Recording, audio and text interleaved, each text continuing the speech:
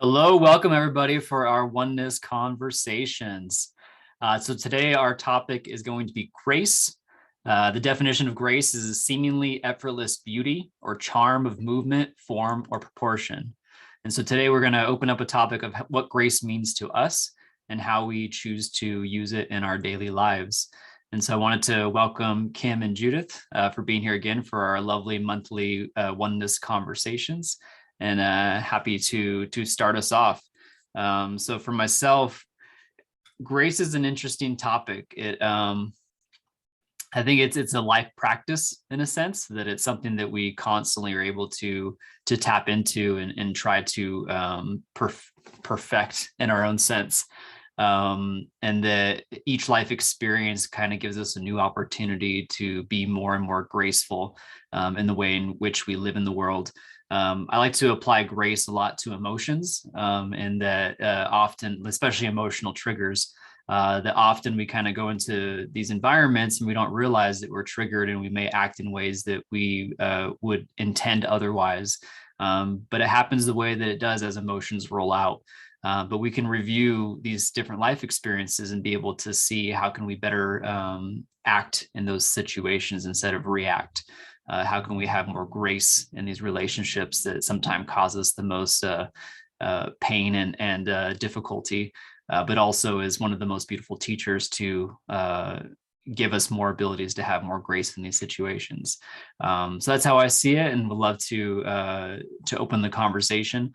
Again, my name is Joey, and I'm an emotional healing practitioner. I help clients to be able to tap into their emotional ability for self-healing and to become best friends with themselves and constantly level up their own lives. And Kim here as well is a holistic healer also. And I'd love for you to introduce yourself too. Thank you, Kim. Absolutely. I think I'm unmuted. Yes. Okay. I can't see because the sun is in my face. So hello, I am Kim Lyde, music therapist and holistic healing coach. And I'm at Panera Bread today, just doing something a little different. There's construction happening at my place and jackhammering, and it's super loud. So I had to get out to accommodate so that I could be heard. I might turn off my camera later to save battery and bandwidth. So if you see me disappear, I'm not really gone. I'm just hiding my face, I guess. So anyway, to get more information about me, if you're curious, if you're new, you can always go to holistichealingcoaching.com.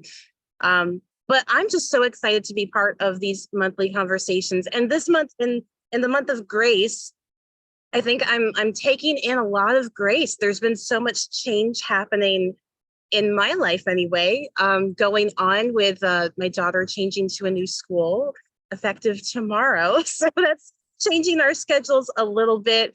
The construction is changing things up, and things are just shifting. Things are shifting and creating more space for new things to come into our lives this year. So even though the change is unsettling and a little uncomfortable and, a little inconvenient, as change always is, I really think that it is opening the door for 2023 to be full of grace and abundance and new beginnings and just all sorts of good stuff. So I'm loving the topic today. I think it's absolutely applicable. So I'm just excited to get us going. So Judith, jump on in there. Wow. Well, telling me, why is it Martin Luther King's Day, not just in the United States, but in Canada? So in this wonderful time of grace, it's kind of a period of looking at the back of the last year and honoring the fact that every time we let go of something old, we're creating new space for the something new. And this worldwide on a global level has been a very challenging year for most citizens of the world. But we're still here. It's hard to be human, but as human beings, through grace, we're recovering and remembering who we are as beautiful souls here on a journey to awaken to who we really are. We're the two-legged ones. We're the ones that the First Nations talk about to other of our relations. When they see us coming, watch out. But now we're in a time of grace. The world is waking up to a wholeness, to a reclaiming of the authentic, real, genuine spiritual selves and the core of who we are.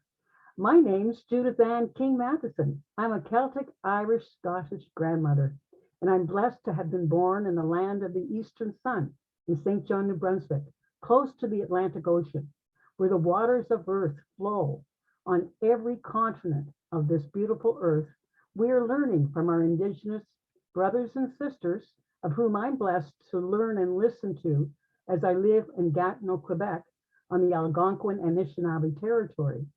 And I listen and I learn every day from people from all cultures, remembering and reclaiming grace in their own lives. And it will be different for each of us. But every day when I get better at being better, at learning to be human and being more loving for myself, I'm beginning to discover the magic of life that calls me forth to have oneness conversations with these beautiful souls and to welcome others to listen in to us to see how is their soul calling them in this new year coming to create the best life we can as citizens of this great earth. And so again, thanks Sylvia Parker for listening in today. And because we're 4 today, how about commenting on what you've heard so far and how Grace is looking for you? Well, seriously, 2023 was pretty deep, but you know what? I am of the light, so I won't stay in the dark too long, as you, most of you know me. So I'm just consumed with what you've said so far. I've heard other conversations, and I just embrace, and I just continue to say, may my heart be filled with love and forgiveness. So I honor each and every one of you, and I know that this journey will continue, and so my light will shine with joy in all that I meet. Thank you. She'd make wish, and thank you all. Joey, back to you. Can we keep building on this wonderful thing called grace? Yeah, I think as the more I think about grace, I think the image I have is kind of a ballet dancer, that there's this way in which the movements just are imbibed with grace, and that it's a practice like any dance would be, but there's this kind of sense of awe over time as you see more and more of the dance be danced, I guess. So that's kind of the image that's coming up for me for grace itself, that there's a way in which we can apply that to our own lives, and that's one thing I enjoyed about the new year was mine was a bit different this year, where usually I'm with family for Christmas and the holidays, and I was one of the many that was not able to make the flight because many flights were canceled in the U.S. So I ended up being home by myself actually for Christmas and New Year's. And it was a bittersweet. The bitter was I really missed my family and wanted to see my new niece, who just came in about a year ago.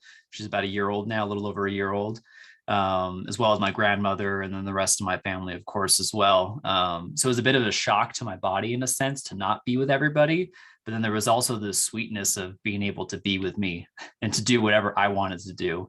And so my New Year's literally was spent by the fireplace, just with fire, playing with wood and enjoying the fire and the warmth and the fireplace itself, and also like taking time to journal and answer questions about reviewing my previous year and setting intentions for this coming year of 2023.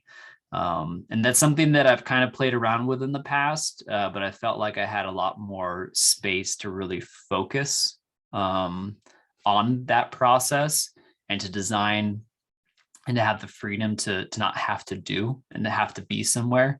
And so it was a very beautiful process that I think was new for me this year, that just happened to be.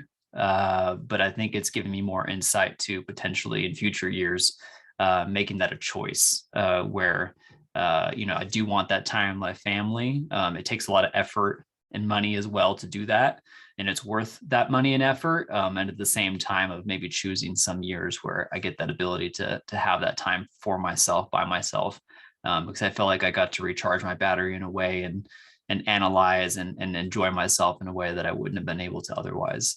So that was definitely very special to me. And you never know when life throws things at you. You might as well just roll with it, and you never know what could come about it. So I really appreciated that. Feel free if anybody else wants to jump in as well. We can go in whatever direction. Well, I would just like to comment on learning to go with the flow. And when we look at nature, there's nothing more sacred than creating space to be in nature. But more importantly, as you're talking about, Joey, to create space in our own lives, to just be alone with ourselves. Because the most important person that I really want to get to know is myself. And I find, as a person that's been on a grief process of really going deeper into my own grief of losing my husband, it's been a precious sacred time to really create that space, to go deeper into my core, to know and love myself, to care for myself. And in creating the space, it's not about time. Space is more important than time for me to get to know me, who I am. And I think as we journey through this process called life on the planet right now, being alone, we can still be with our loved ones because they're in our thoughts and our love and our prayers.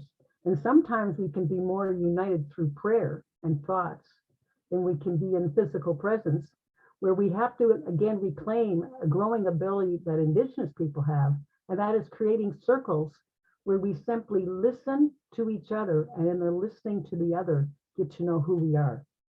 And so the listening of presence and space for the sacred is so important, particularly in the time of the sacred calendar for all major traditions.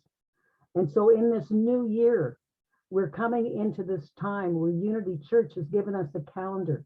And each month on that calendar, we can create that space to look at certain themes of what does grace mean for us. And it will be different for each and every one of us. But if we can but slow down, we'll be able to see it in every day. There is grace. But if I'm rushing, I'll miss it. So Kim, would you like to build on that?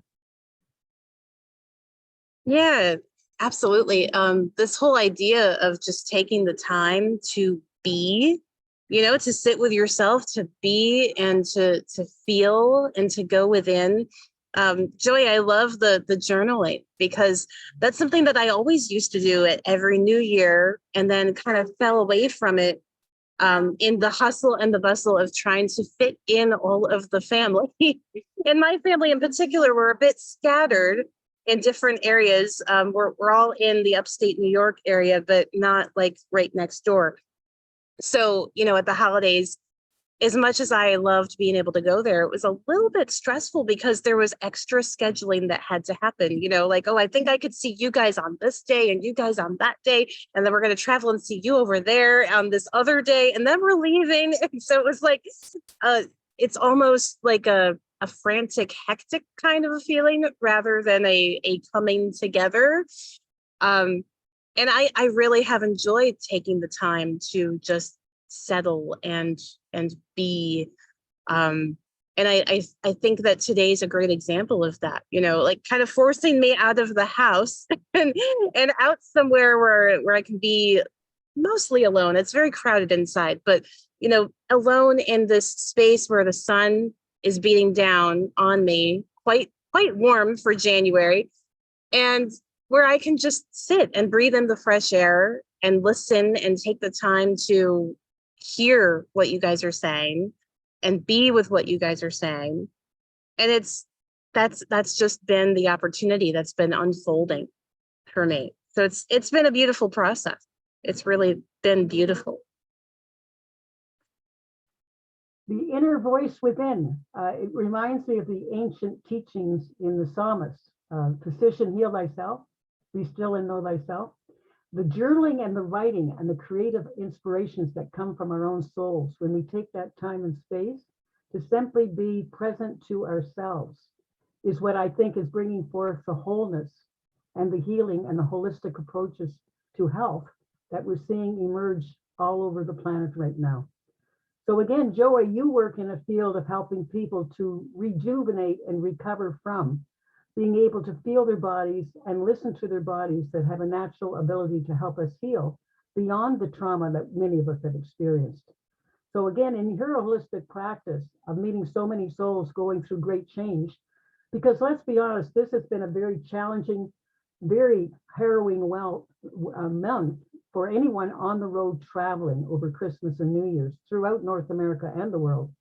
So when we're looking at the way we live in modern life, would you say in your journey, you're on the road again tomorrow because of the work you do from a holistic perspective, helping many others? Maybe you'd like to tell people how it is that you can help hold space for people that are going through trauma in ways that connect them to their own bodies and their own souls in some way. Yeah, thank you for that. The most direct way is to allow ourselves to surrender to the feelings that we do have.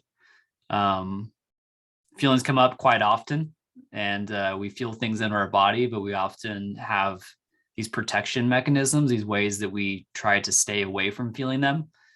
We try to think about them. We try and constantly talk about them with others, but maybe not get anywhere. And really the most direct path is to simply surrender to that feeling that's inside of you when it comes up directly in the moment. And so that was actually one thing that came up for me, having this change in my environment where normally I'm with family and then all of a sudden I'm not. And then I'm home alone and during the holidays when everybody else is out with each other usually. So that was very new for me. And so I had this inclination of like, well, what am I going to do? It's like everything kind of opened up for a moment. And the easiest way was to sit down and watch TV for the evening, right?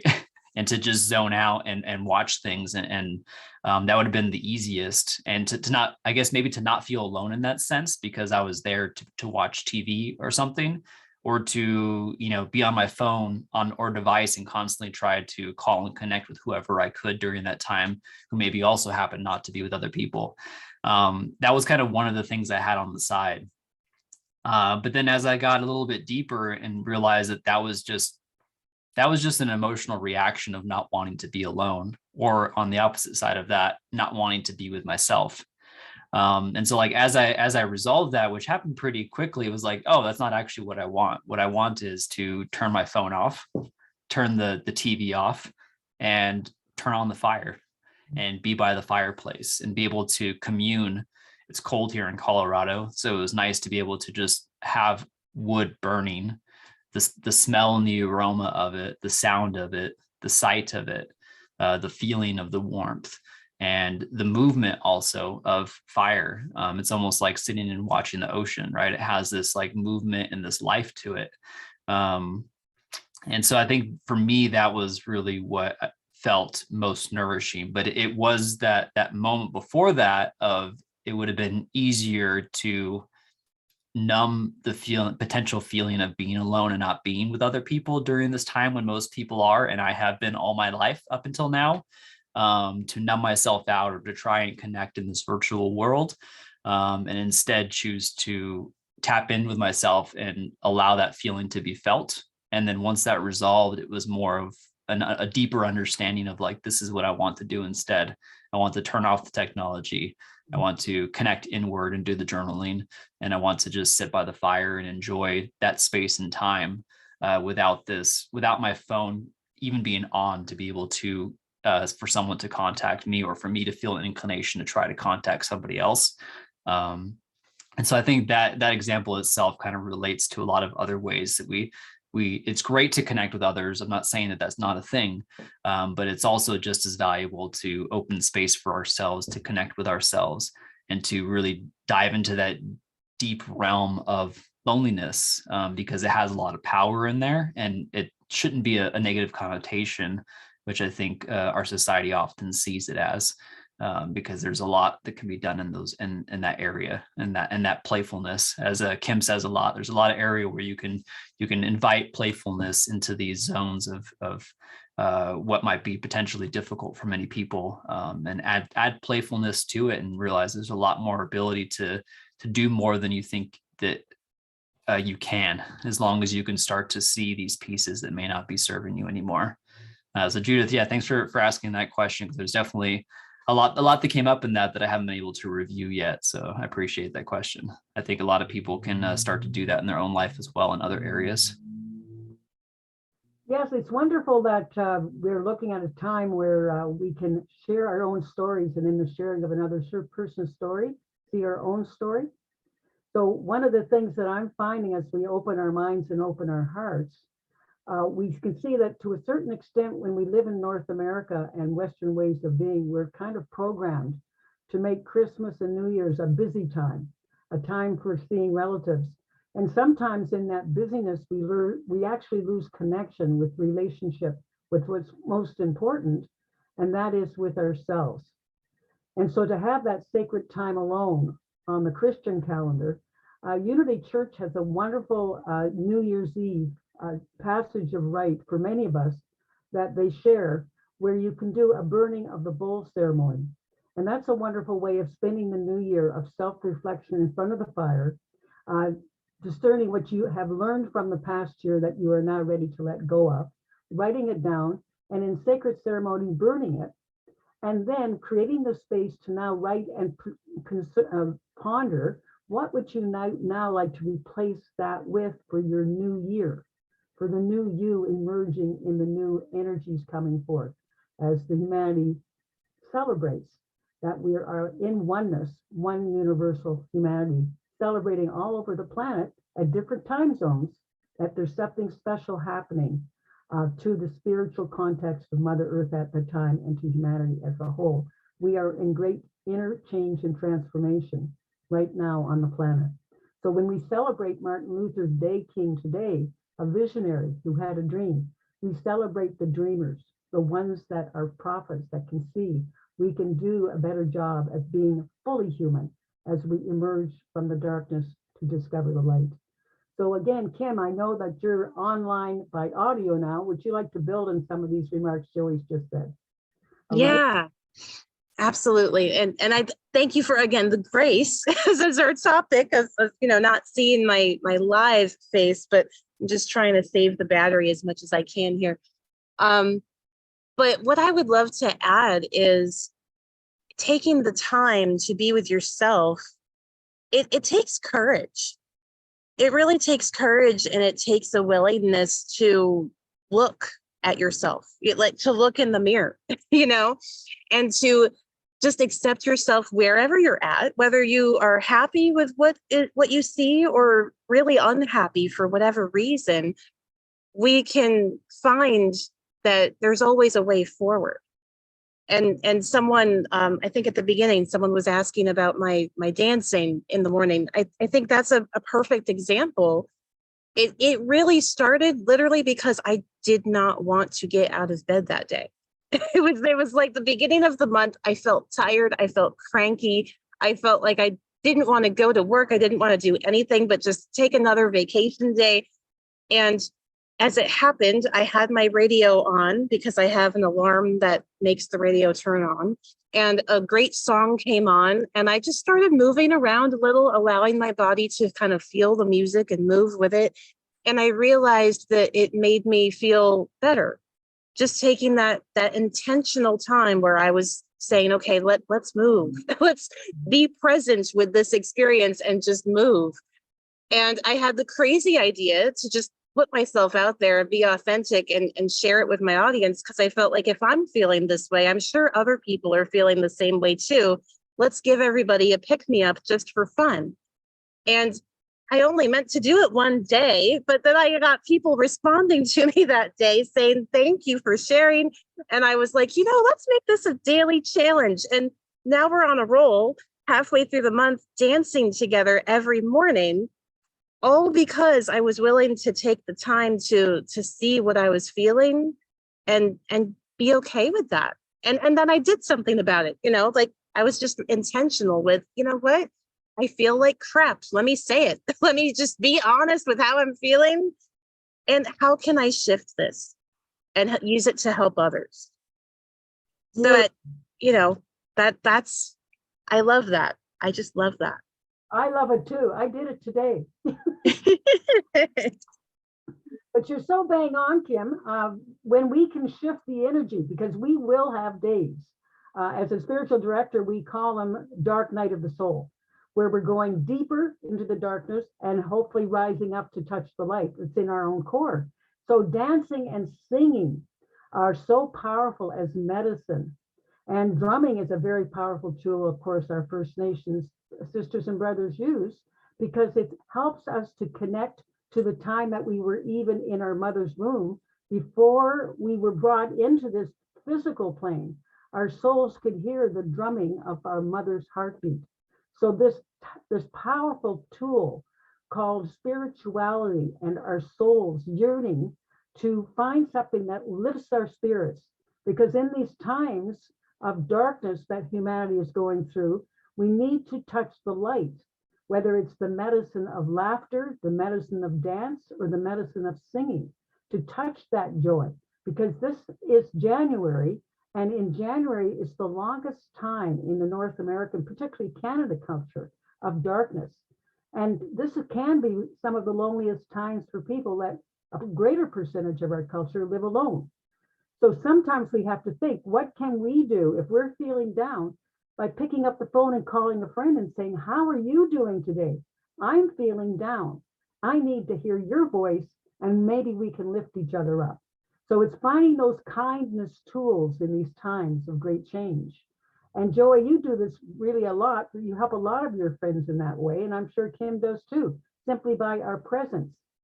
And when we see somebody, even a complete changer, we have no idea what a smile can do to make their day a day of joy rather than sadness. So let's keep building on that. In January, as we're approaching February, we're going to be moving to a new theme in February.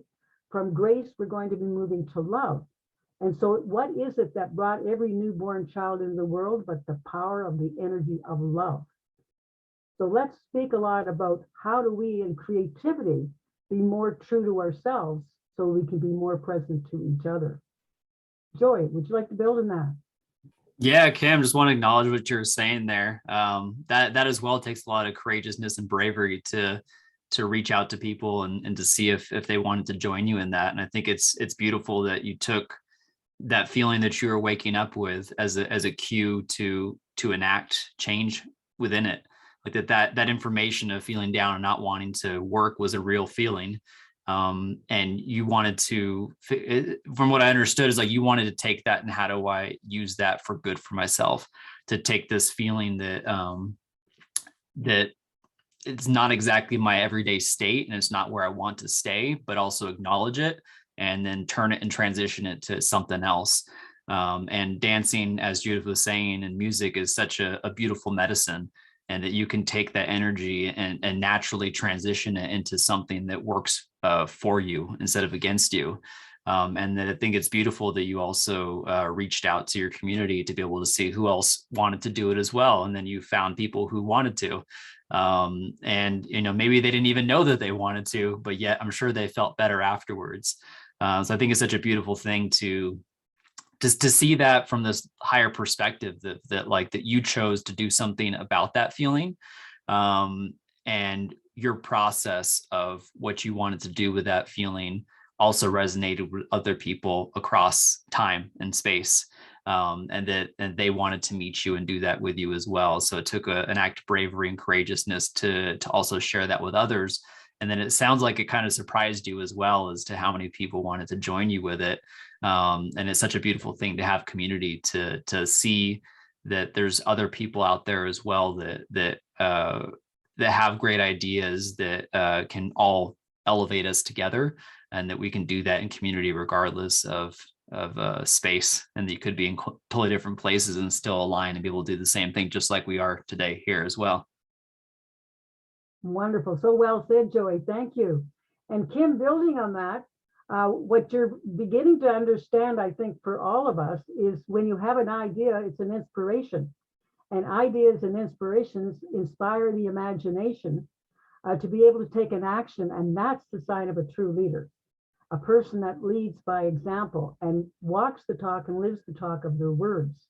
So more and more people are awakening to the fact that we all have these authentic spiritual gifts inside us, yearning to be seen and born in new ways by which we create something that unites us all as one. So Sylvia, you're listening in there today. Now, anything of what we're saying, because I know we're running close to coming to pick up our wonderful children at bus stops time.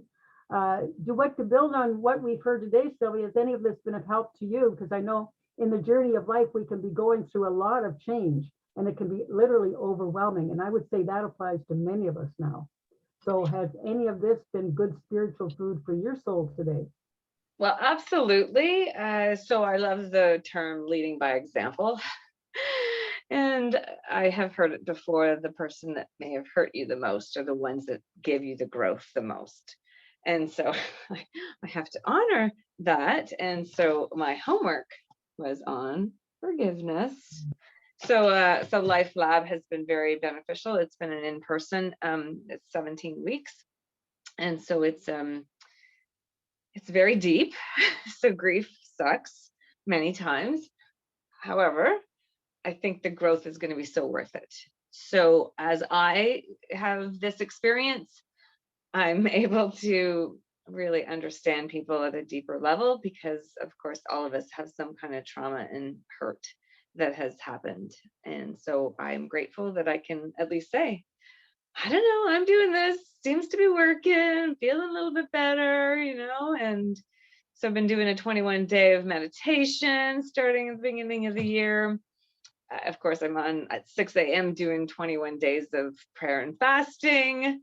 So I'm just certainly offering people some of the things that have been beneficial for my growth, and they can choose if that resonates with them or not. So this is just one example that I'm here having this physical experience, feeling it. Does it resonate? Of course, there's been taking notes. I'm a note taker.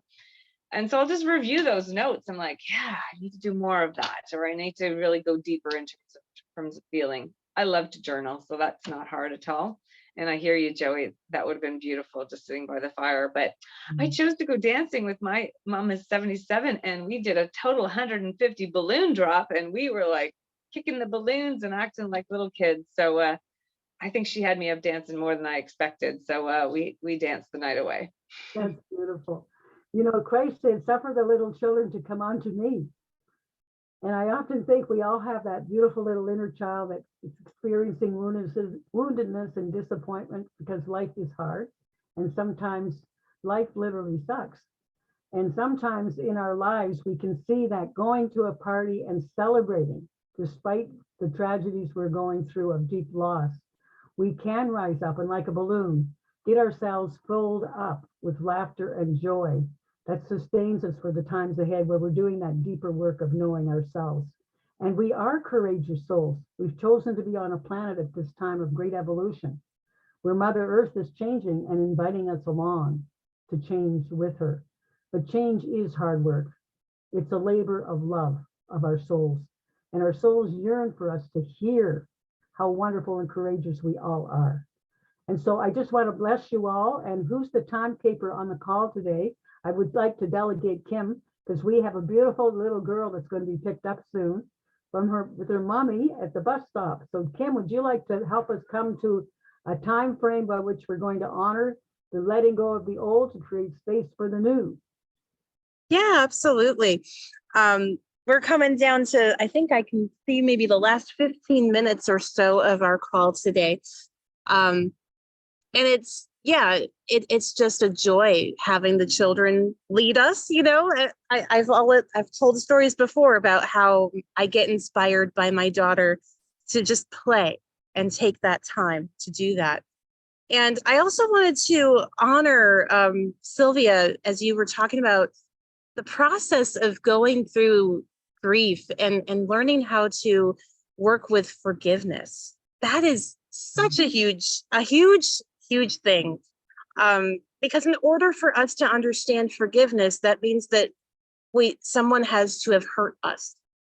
And there's this beautiful story. I might have told it before. I don't remember. But I was at a retreat one time, and the woman on stage told this amazing story about a little soul, a flame up in heaven, who wanted to learn about forgiveness in the next lifetime. They were all up there, souls preparing to come down to earth and live as we are living now. And this little flame was like, oh, I want to learn about forgiveness. That would be so cool. What a big deal, And God was up there saying, okay, well, who's going to go with this little flame? And another, little flame raised their hand, as the story goes, and said something along the lines of, I will do it for you because you did it for me once. And the understanding was that that little flame that volunteered and said, I will help you learn this lesson, that little flame had to do something to betray and hurt and crush that first little flame that wanted to learn this lesson of forgiveness. And God said, okay, you're on, let's go. Sent us down to learn the lessons that that our souls wanted us to learn. And I don't do that story the justice that the woman on stage did it when she told it, but it just touched my heart when I heard it. I mean, it brought tears to my eyes because I thought, wow, what if that's really all it is? What if the experiences that we have in our life, the good ones, the bad ones, the horrendous ones, what if it's all just for us to learn? And we get to grow through that. And we learn something huge and valuable through the pain of some of life's experiences. And when we come out the other side, we have this huge understanding that we never, ever would have had we not gone through that experience. So it just made the world seem a little brighter when I heard that story. So I just want to honor that. It takes courage to go through the lessons, the life lessons that we are here to learn. So thank you for sharing that. We honor you for that. Thank you. What a wonderful way to acknowledge Sylvia and the journey she's on and the tools that she's using that could help somebody else maybe listening to this call. Because we're all on the same journey of seeing that sometimes the greatest teachers for us are the ones that hurt us the most. And when we can go deeper into our own pain to become more compassionate and have empathy for another as our sister and brother, we begin to see that we're all human beings on a journey of discovering that we're much more spiritually awake than we know ourselves to be. But if we didn't have the grief and that pain, we wouldn't have hearts that are broken, that are mending to become the ones we've been waiting for. So I just want to honor and acknowledge all of you. We wouldn't be having this conversation today if we hadn't all had heartbreak of some kind. And the greatest glue that holds society together is the glue of forgiveness. And the story of the Christ message when he was on the cross that is most profound for me is when he said, forgive them, Father, for they know not what they do. So many times in life, people can hurt us and they won't even know they've hurt us because we're so fragile. And sometimes an unkind word at a very vulnerable time can be heart-wrenching for one soul and roll over the shoulders of another. So I think it's in the deep pain of coming into our own compassion and empathy for ourselves that we can become better present to each other in ways that are more quietude in our ways of honoring another person needs my presence more than my words. A simple touch in the shoulder, a smile at the right time, a kind word. It can create miracles, and we may never know that we've created them. So on that wonderful note, we're living in a time of great times of miracles. And in every day, may we keep our eyes and ears open and our minds to see that we're the everyday miracles, because as I change people around me, but I can only change myself. And for that, I'm richly blessed to be learning that and to continue that journey forward in a good way, in as good a way as possible. So Joey, you've opened us today. And Kim, I'd like to invite you to close with us in a prayer or some kind of a meditation to bless this journey of grace that has brought us together today, and to thank Sylvia so much for being part of this call. Your presence has added to the substance and the deepness of our own hearts. So thank you, Sylvia. And thank you all. And Kim, would you like to, before we go away, and remind everyone we'll be meeting on a different day for the month of February. We'll be meeting on, I believe we decided on the 24th, was it? And so just to make that note, Joy, I hope you can put that up maybe on the website, and I'll be sending you more information down the road this week. And to remind others that at www.woutawais, OUTAOUAIS, wellness, capital WELLNESS, capital L learning.com. All of the taped conversations of all of the programs we've done over many years from the Algonquin Anishinaabe watershed of Ottawa-Gatineau, and now with Joey in Colorado and Kim in Philadelphia and Sylvia in Barrhaven today, we want to wish and bless you all. And I'd invite Kim now to help us close this circle in grace and thank the universe for bringing us together as oneness today in this call. We hope it's been healing for everyone. Kim. Yeah, I just want to thank everybody. It's always a beautiful time. And I would invite each of us right now to maybe just take a moment to close our eyes and put your hand on your heart and just feel your heartbeat.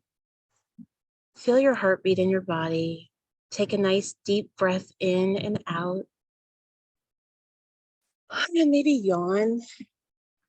We'll take one more deep breath in and out. And this time, let it go all the way to your toes.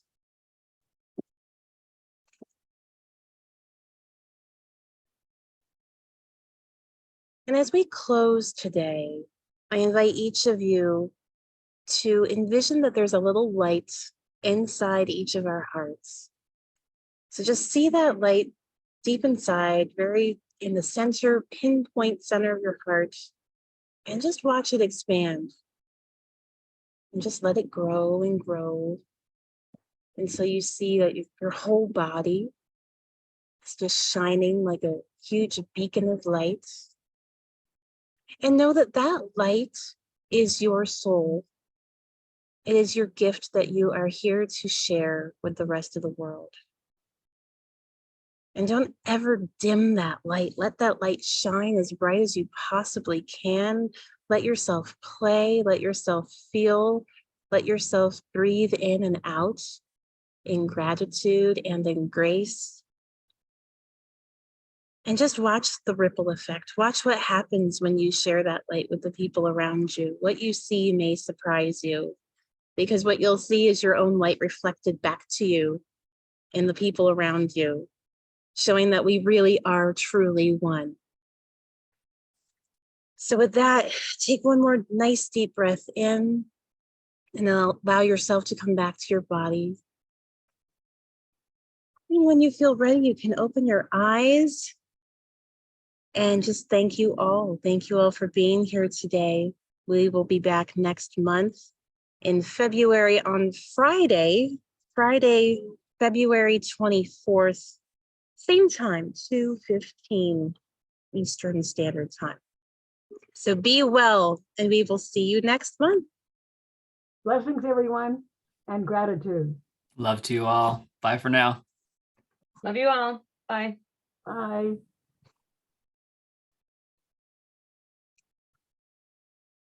I see. How much time do we have left?